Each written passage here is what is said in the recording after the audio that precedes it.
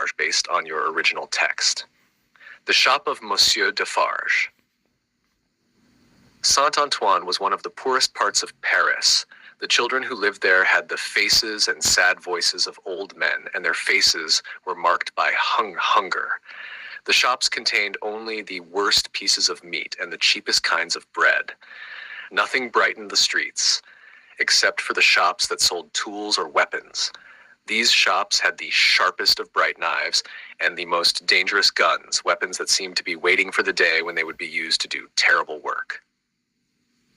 The wine cask scene.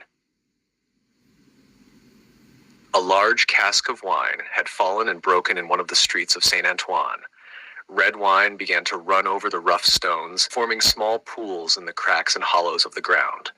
Immediately, everyone dropped what they were doing and ran to the spot to collect the wine before it disappeared into the earth.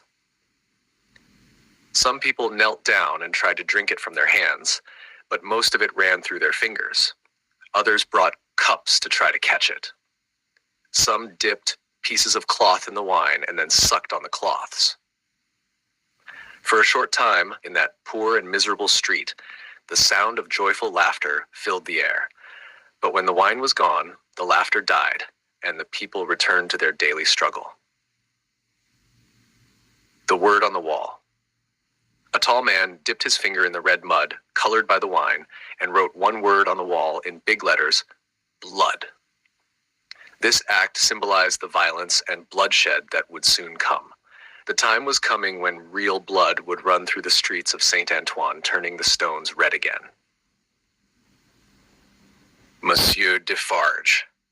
The wine barrel had been on its way to the wine shop at the corner. Outside stood the owner of the shop, Monsieur Defarge.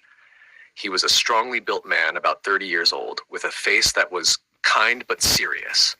Would you like me to continue with the next part or explain the symbols and themes in this scene?